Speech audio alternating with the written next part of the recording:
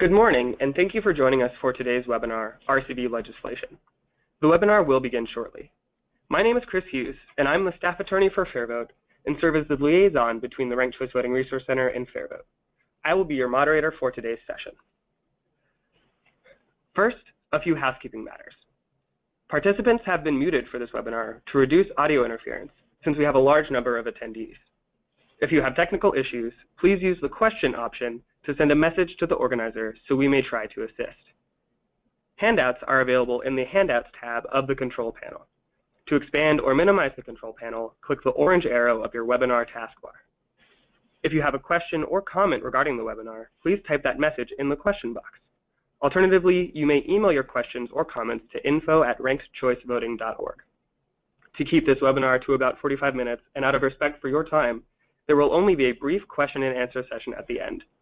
Questions we are unable to address during this live session will be answered in a follow-up document, which we will email to attendees and also post with a recording of this session on the Ranked Choice Voting Resource Center website. The Ranked Choice Voting Resource Center provides a compilation of best practices and first-hand experiences from jurisdictions that have used this method of voting. The website, www.rankedchoicevoting.org, and the overall project serve as resources for voters, election administrators, policymakers, candidates, and more. The consulting team of the Ranked Choice Voting Resource Center is not advocacy-focused. Rather, the team aims to provide resources that allow jurisdictions to implement ranked choice voting effectively and efficiently. With extensive elections experience and working together overseeing statewide, municipal, and district RCV elections, our team has focused on expanding the resources and information available regarding the administration of and education about this voting method.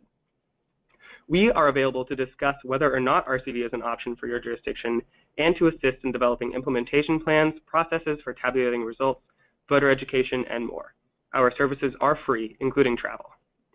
For this webinar, we have the following presenters to share their insight and research on recent and upcoming legislation to approve RCV, sample language for adopting RCV, and the approval process for ranked choice voting. Gary Bartlett heads up the Ranked Choice Voting Resource Center after serving as the Executive Director of the State Board of Elections for North Carolina for 20 years. Karen Brinson-Bell's election career spans more than 11 years, including 5 years with the State Board of Elections of North Carolina and 4 years as the County Elections Director. Gary and Karen administered ranked choice voting statewide in North Carolina in 2010, which was the first statewide use of RCV in the United States since the 1930s. They have also administered RCV at the district and municipal levels. Finally, Morgan Chance is a fellow with FairVote and the Ranked Choice Voting Resource Center. During her undergraduate studies, she worked with the election commissions of Knox and Shelby counties in Tennessee. We'll now welcome Karen to begin today's presentation on ranked choice voting.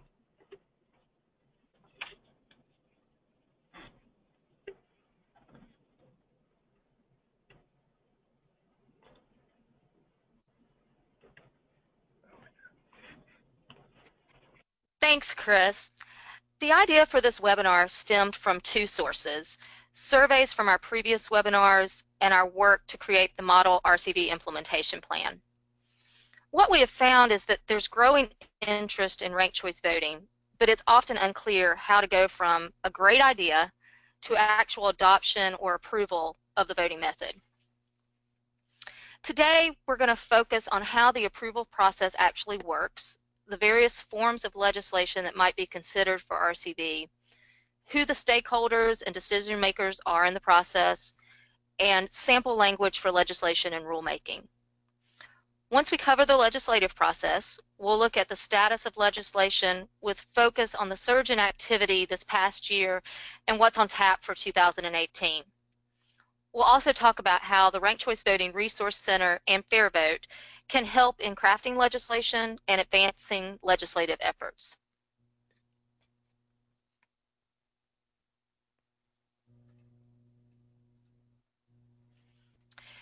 Many of us may recall the Schoolhouse Rocks cartoon, "I'm Just a Bill," which explains the congressional legislative path. That 3-minute video still holds true and reflects much of the process for an RCV bill to become law. Yet the process to enactment can vary greatly by jurisdiction and governing body, and oftentimes is not quite as simplistic as the childhood cartoon. The legislative authority granted to municipal or county governing bodies is established by Home Rule or Dillon Rule. This distinction has significant impact on a jurisdiction's ability to adopt RCV. In Home Rule states, just as the name implies, local governments can make legislative decisions that have not been addressed by the state. Conversely, in Dillon Rule states, local governments can only legislate what state government has authorized. In all, there are 31 states that apply Dillon Rule or a combination of Dillon Rule and Home Rule. This map from a white paper entitled Federalism, Dillon Rule, and Home Rule, published in January 2016 by the American City County Exchange, identifies how these rules are applied throughout the country. The states in blue apply Dillon Rule or a combination of Dillon Rule and Home Rule. The light gray states are either Home Rule only states or apply the Dillon Rule to certain local jurisdictions. This is a very broad overview of how legislative authority is granted throughout the country and is an aspect that should be reviewed more in depth for your state before moving forward with RCV legislation. For example, Arizona is highlighted in blue because it has a combination of both Dillon and Home Rule. Specifically, Home Rule in Arizona applies only to cities of more than 3,500 in population. Such nuances can have significant impact on what's required for ranked choice voting to be adopted.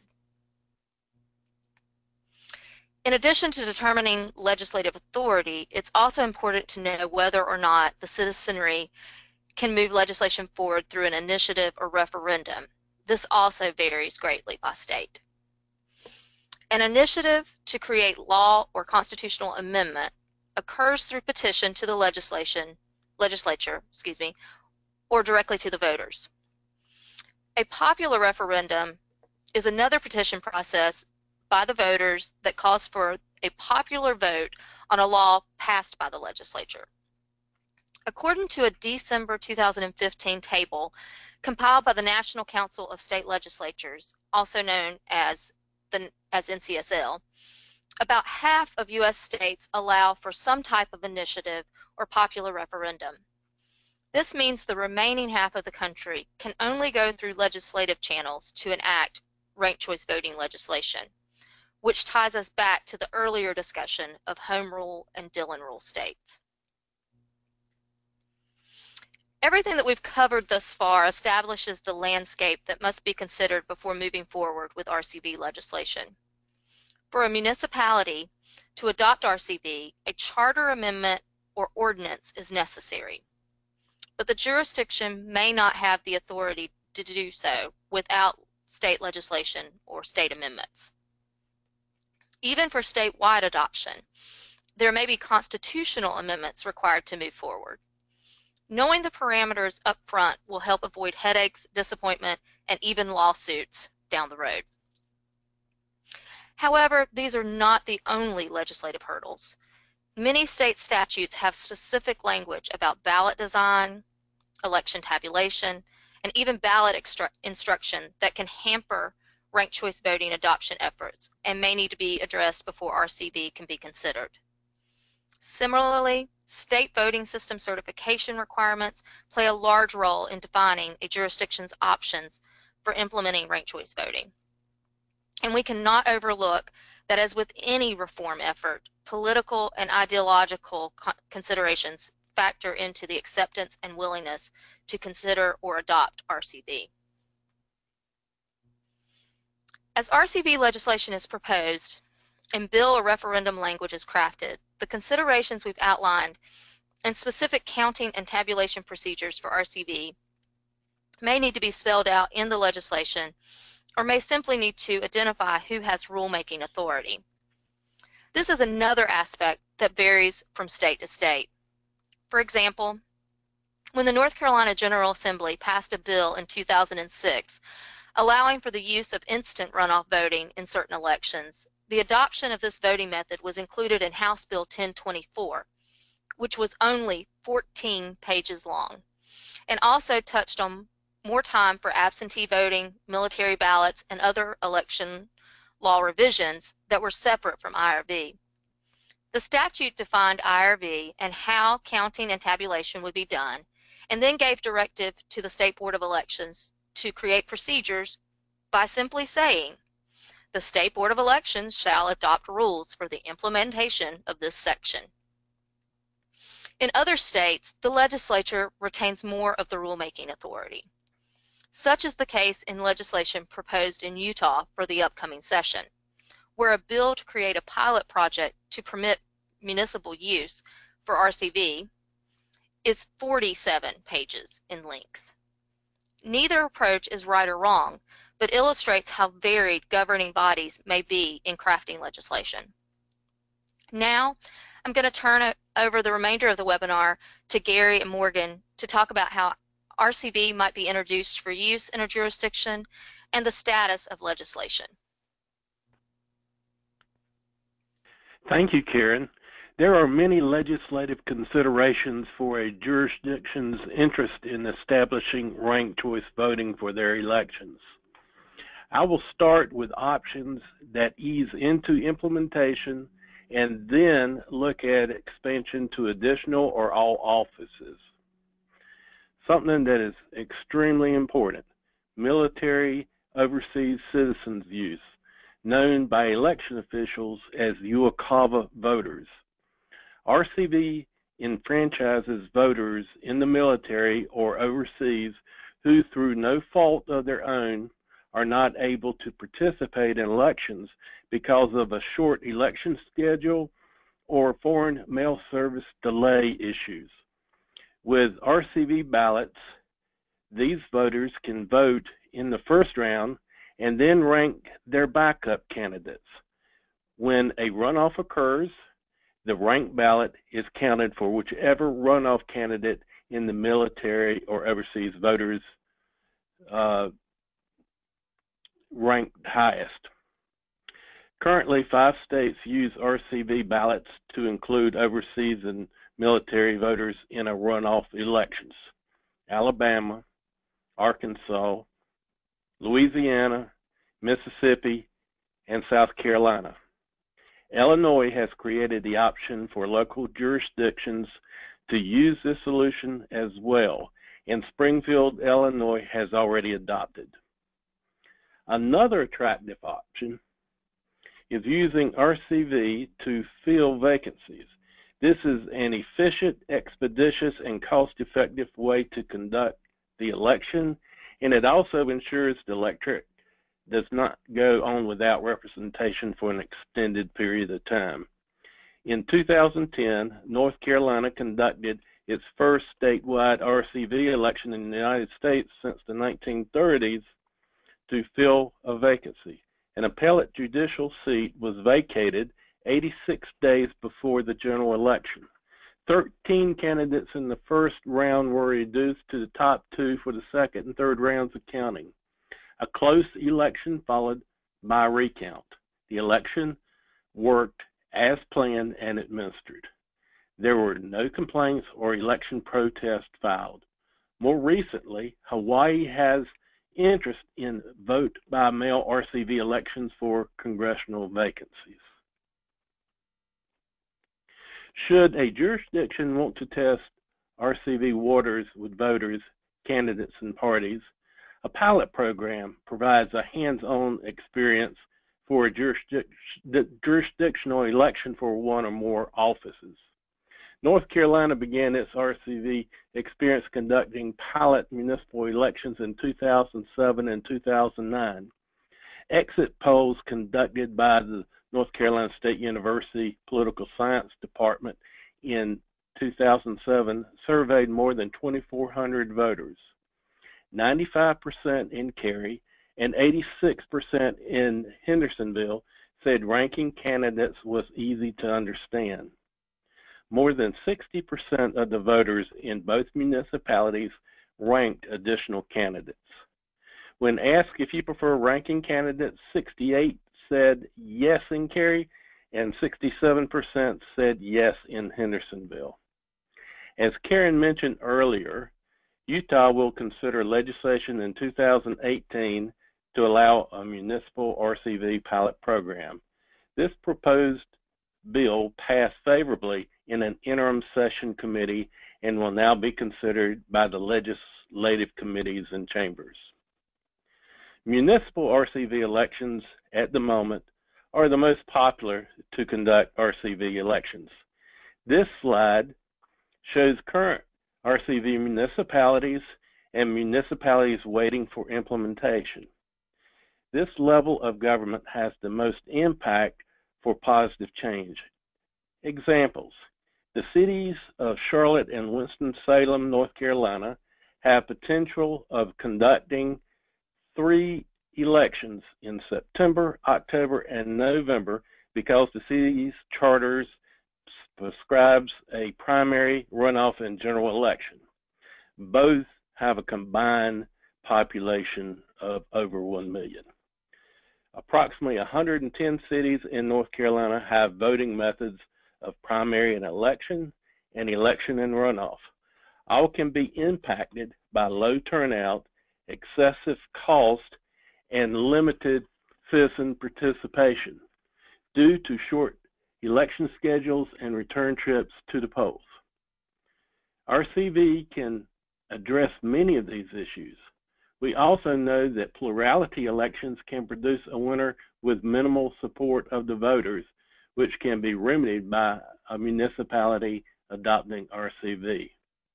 Moving to other levels of government, Benton County, Oregon is the first county that has approved RCV use in their county elections, and Maine is the first state to approve RCV elections for governor, state house, state senate, U.S. House, and U.S. Senate. For those who are interested in pursuing RCV for state primaries and elections, the Ranked Choice Voting Resource Center has issued Implementing Ranked Choice Voting Statewide and Across Jurisdictions when Multiple Voting Systems Are Used. This is a living document in which attention must be given to administrative procedures and nuts and bolts of implementing this voting method. Though there are recommended federal voting system standards, each state's voting configuration is unique and administration of laws vary. So some states have multiple voting systems manufactured by different vendors. Some use the same vendor but have different models of voting equipment. Having varying configurations creates several scenarios for implementation. This document outlines the different implementation scenarios and defines processes for each configuration. This detailed report is available at the Resource Center's website and as a handout in today's presentation. Additional non-government uses of RCV are political party use in 4 states, Utah, Iowa, Texas, and Virginia. Also, it is used as an election method for universities, boards, associations, corporations, and other organizations. Next, Morgan will discuss some of the existing language that can be used to draft a bill or referendum, and then give us an update on previous bills and upcoming legislation. Thanks, Gary. Ranked choice voting is filled with many different terms that are defined in various ways by jurisdictions that use RCV. The Ranked Choice Voting Resource Center has gathered these terms in a document titled RCV Definitions and Tabulation Procedures. You can find this document on our website, rankedchoicevoting.org/laws, entitled Voluntary Voting System Guideline Spreadsheet in the Model Implementation Plan, and we've also provided it as a handout for today's webinar. Once you open this spreadsheet, you can see the terms have been categorized into 3 different categories: definitions, single-seat tabulation, and multi-seat tabulation. The definitions tab has general terms like continuing ballot, inactive or exhausted ballot, and overvote. Let's take a look at the definitions listed for inactive or exhausted ballot. As you can see, there are 9 ways that inactive or exhausted ballot has been defined. For example, Berkeley defines inactive or exhausted ballot as any ballot that cannot be advanced because no further continuing candidate are ranked on that ballot. But Maine defines the term as a ballot that does not rank any continuing candidate, contains an overvote at the highest continuing ranking, or contains two or more sequential skipped rankings before its highest continuing ranking. Here we can see that Maine's definition is more specific than the Berkeley definition. The two other tabs on this document are terms related to single-seat tabulation and multi-seat tabulation. Both tabs have the same terms, but the definitions are defined by different jurisdictions based on the type of tabulation. For instance, determined threshold, elected, and ties are all explained for both single-seat RCV elections and multi-seat RCV elections. Using this spreadsheet, a jurisdiction can draw from other jurisdictions that have adopted RCV and apply rules that align with other election laws of the jurisdiction. Understanding these terms will also help when crafting legislation for the potential implementation of ranked choice voting. RCV laws take three main forms: local charter amendments, meaning at the city or county level, local ordinances, or state-level statutes. As Karen introduced, charter amendments allow cities and counties to use RCV. Charter amendments may occur by initiative, legislative action, referendum, or charter commission. Benton County, Oregon uses a charter amendment to amend its charter in November of 2016. In some cases, state laws must be written or amended to allow RCV at the local level, or state law may be enacted to allow RCV for state or federal contests. RCV legislation can also be categorized by how strict statutes are written. One type of RCV legislation defines what RCV is in the jurisdiction if electing a single winner or multiple winners, how to count RCV elections, and how to adjudicate individual ballots. They cover as many issues as is reasonable in an RCV statute.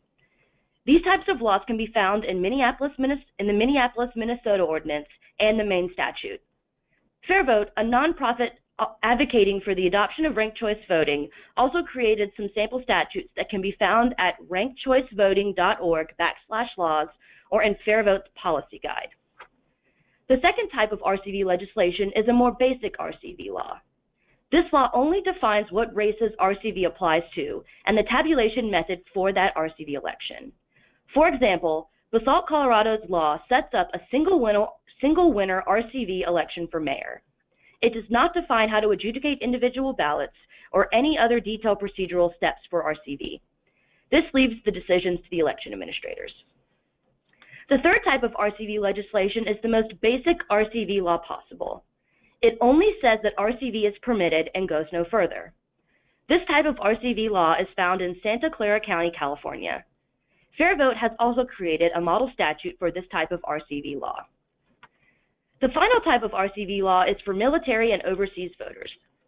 It describes the RCV process used and how RCV ballots are to be sent to military and overseas voters. Like other military and overseas voter RCV laws, it provides only basic instructions on ballot counting, how ballots should be designed, and how to adjudicate ballots. As Gary mentioned, 5 states, as well as Springfield, Illinois, provide RCV ballots to military and overseas voters. For more examples of statutes, resolutions, and ordinances, please check rankedchoicevoting.org/laws, where you can find links to implemented laws and model legislation. We also encourage you to contact Grace Ramsey, the Deputy Director of Outreach and Advocacy at Fair Vote, to discuss RCV efforts in your jurisdiction and the specific legislative process. Her email is gramsey@fairvote.org. As Gary indicated, voting equipment plays a large role in the ability for a jurisdiction to implement RCV. As important as legislation is to the adoption process, the voting equipment RFP can be just as critical. An RFP, or request for proposal, specifies the need of a jurisdiction that a voting system manufacturer will have to meet to be considered for a bid. An RFP can simply include a one-paragraph description of the RCV readiness of the jurisdiction to ensure the voting system allows for RCV elections. If the jurisdiction adopts a statute describing RCV, the statute should be attached to the RFP. Both a paragraph sample RFP and a more detailed sample RFP can be found on our website under the Conduct an Election tab. 2017 was a very exciting year for RCV legislation. Over 30 pieces of ranked choice voting legislation were introduced. These bills were introduced by Democrats and Republicans alike in states that spanned across the country, including Arizona, Connecticut, Georgia, Hawaii, Iowa, Illinois, Indiana, Massachusetts, Maryland, Maine, Minnesota, Missouri, North Carolina, New Jersey, New York, Rhode Island, Utah, Virginia, Washington, Wyoming, and Washington, D.C. 2018 is already looking like a positive year for ranked choice voting. 6 pieces of legislation have already been pre-filed by states for the 2018-2019 legislative session. Those states are Maine, 3 bills introduced in Massachusetts, New Hampshire, and Missouri. As Karen referenced, an interim session committee in Utah voted favorably, and an RCV bill will be considered by the General Assembly. We anticipate many more bills throughout the country, in addition to some possible initiatives and following H.R. 3057, the Fair Representation Act in Congress. Now I will pass it back to Gary, who will discuss stakeholders and how the Ranked Choice Voting Resource Center can help you. Thank you, Morgan. Now we know the legislative process, language that can be used to develop legislation, and where we're seeing movement on RCV. I want to share some considerations for stakeholders in the legislation based on my observations and experience. In a perfect world, a representative group of a city, county, or state meets with and work together to find and agree upon consensus to establish and implement RCV voting method. This representative group includes voters, elected officials, advocates, election administrators. In addition, RCV issues are identified and resolved. RCV policies, definitions, and procedures are established with flexibility for future enhancements, and voter education is sufficiently funded with clarity and understanding by the voter. However, we live in a very polarizing time. Division abounds in everyday life, such as politics, ideology, religion, race, gender, and the list goes on and on. So how do we bring shareholders together? There's no magical solution, just a lot of hard work, patience, perseverance, and superb planning. Though each RCV campaign appears to have similar characteristics, all have different traits and issues. So let's go over some considerations. First, identify RCV constitutional conflicts between state and local law, and the need to have enabling or clarifying legislation and meeting budgetary requirements. Some examples. The Maine Supreme Court solemn occasion opinion stated the Constitution must be amended in order for RCV to comply with its plurality language for state offices. The Minnesota Secretary of State informed the city of St. Paul that his office could not certify the city's RCV voting equipment without legislative authority. Benton County, Oregon, cannot use ranked choice voting for electing local officials until funding is obtained for educating the voters about the change in voting methods. The funding will come from the state of Oregon or sources such as nonprofit organizations. Another thing that needs to be done is form relationships that can agree to disagree, but do not allow their differences to circumvent a RCV agreement for the common good. You need to have patience, and one legislative session may not be enough. You need to persevere. Governing bodies. With a state legislature, it is always good to have the support of the leadership in each chamber. Rarely does this happen. Helpful allies can be chairs or members of the elections or judiciary committees. Bipartisan support is key. RCV should be about good governance, not partisan advantage. Cultivate and educate the legislative analyst. The analyst has access and influence more than any outside experts. If you can afford a lobbyist, choose wisely.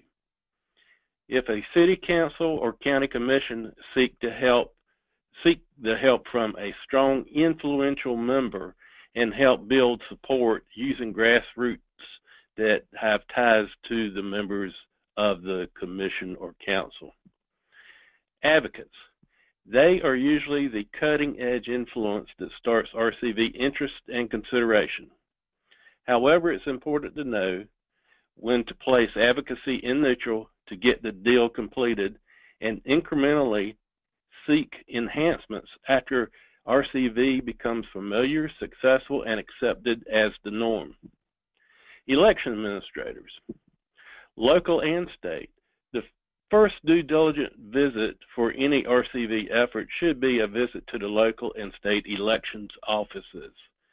A summary packet of RCV information should precede the visit. Learn firsthand their ideas, concerns, and needed resources. Usually inclusion, respect, and relationship building can neutralize an obstinate election official. Their job is to implement and administer, not deflect work or new responsibilities. That said, they should be supported in having the budget and the manpower they need to get the job done. Some advice: never suggest a full hand-to-eye RCV count as a plausible vote tabulation option. You will lose them. Today's webinar has provided a broad overview of the legislative process, legislative language, considerations when advancing RCV, and also a look at previous and current legislative efforts to enact RCV. Because of the variation in legislation procedures and authority in each state, it is difficult to cover this suggestion in more detail. What we can offer is assistance at no cost to you or your jurisdiction.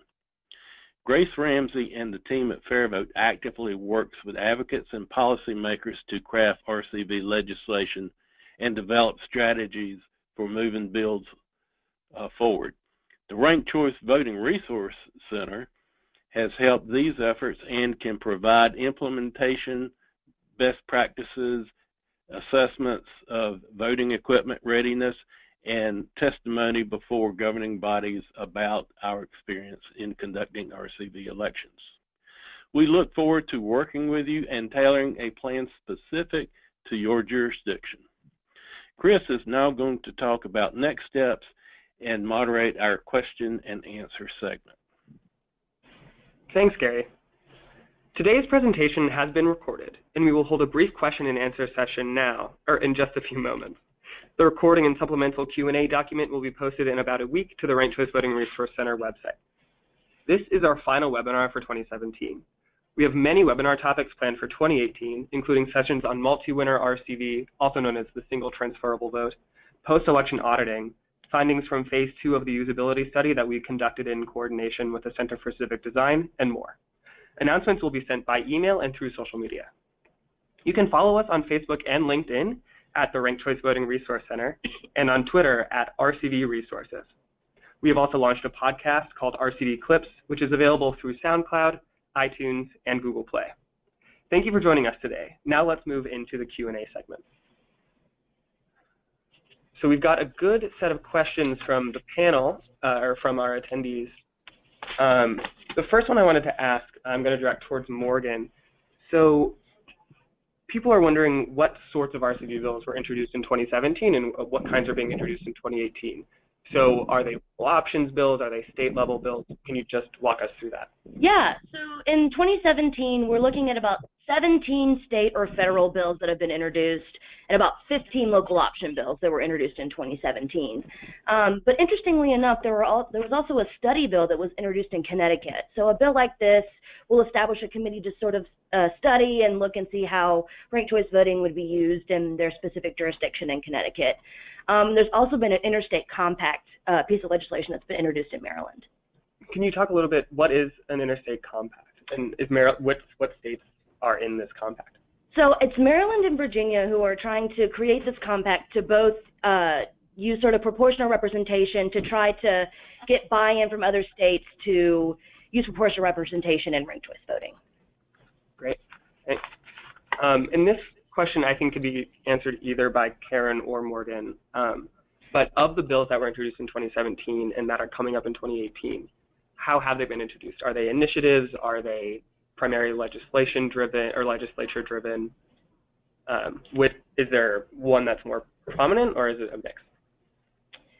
Well, from what I've seen, it's been introduced as pieces of legislation at their state legislatures. But if Karen has any more specific information. Yeah. Most of what we did see last year and helped with were initiated by legislators or council members. But we also, probably the one that got the most attention was actually a voter-initiated referendum, that being the question in Maine that passed favorably for RCV. So even though we're seeing a lot of policymakers introducing it, there certainly is a lot of ground support by the voters to move it forward. Mm-hmm. Great, thanks. So I have one question we got is what state the ballots we've included on the presentation were from. And there's ballots on slides 11, 13, and 17. And Karen, you put the presentation together. Could you let us know, or maybe just go to those slides and? Yeah, let me scroll back.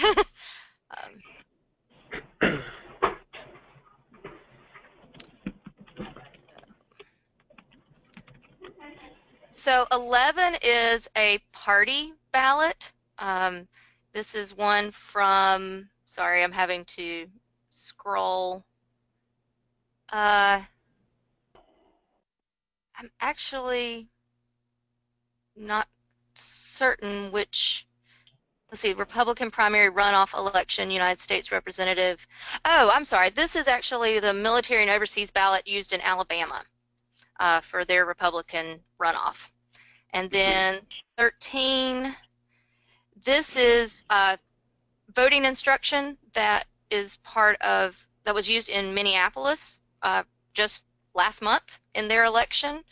And then 17, this is the ballot that was designed by Dominion Voting Systems for their certification of their equipment in California. So this is not an actual election, it's not an actual ballot that's been used in an election, but this is a mock-up for testing purposes for certification.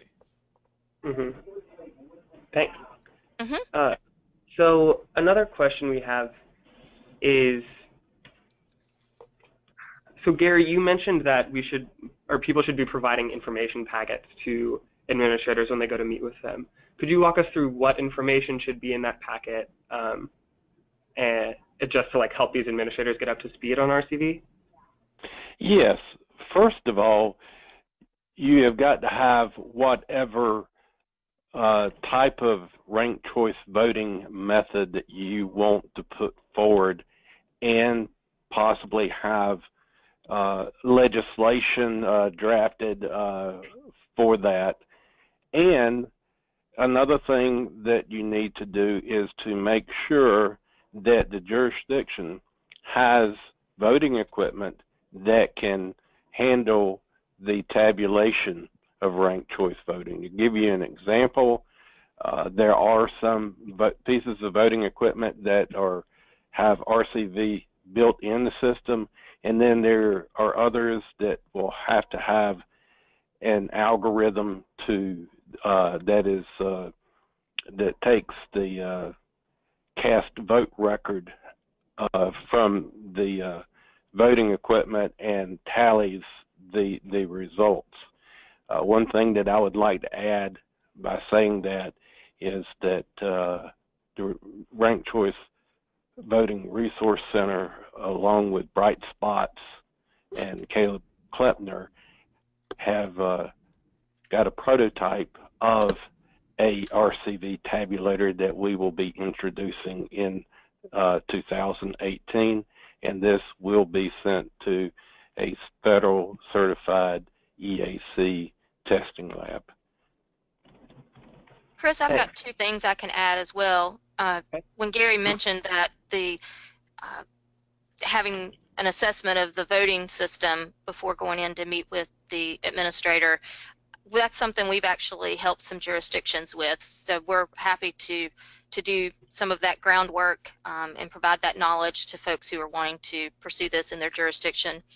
And another thing that may be useful is Fair Vote's toolkit. If you'll contact Grace Ramsey, as we've mentioned, that could be provided to anyone that's interested in those materials as well. Also, I would propose a budget that included voter education and also education to election officials who would be administering the ranked choice voting election. Mm-hmm.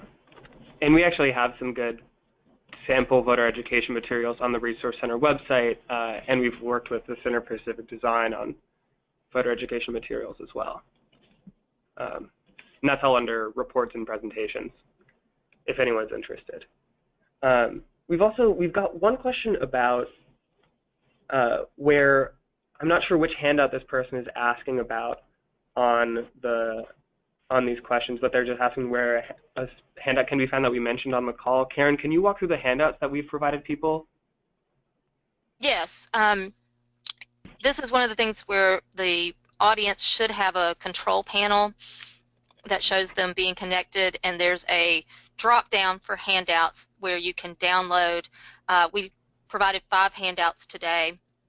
One is the RCV model implementation plan, the definitions and tabulation procedures that Morgan referenced, that spreadsheet's included.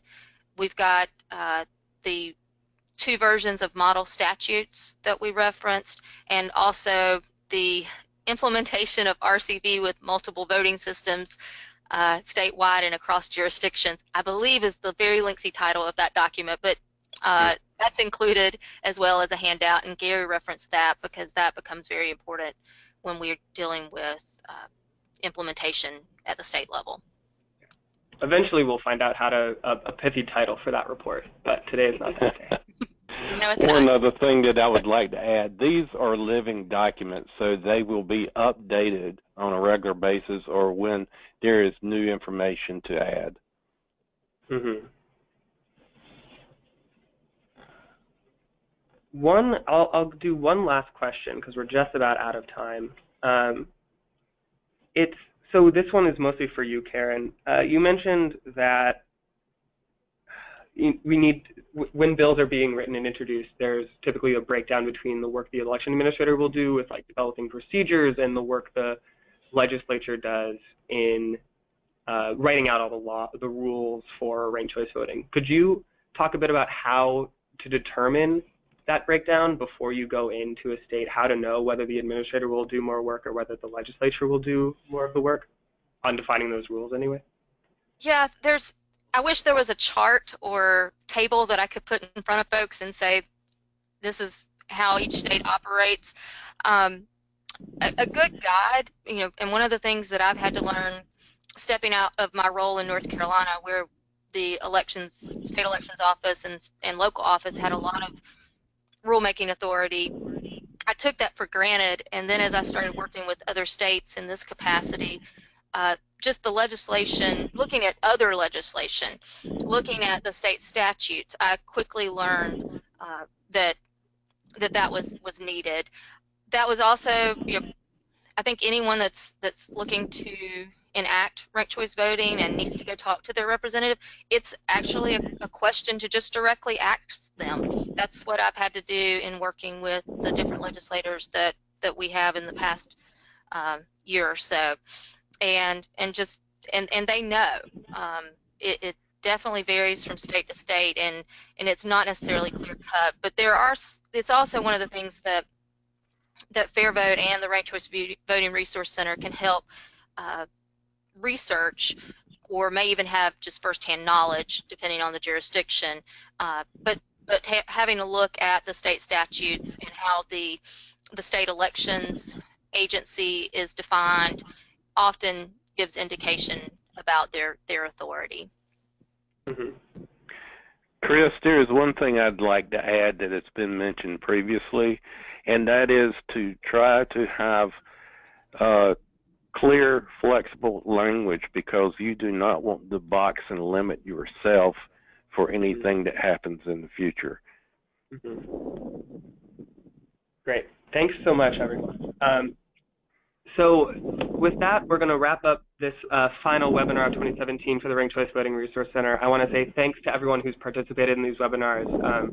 It's been really great to sort of connect with the ranked choice voting community and answer your questions, and hopefully help everyone out there, the administrators, the advocates, everything, get more familiar with the intricacies of ranked choice voting. So thanks for joining us for 2017, and we look forward to having you at all of our webinars in 2018.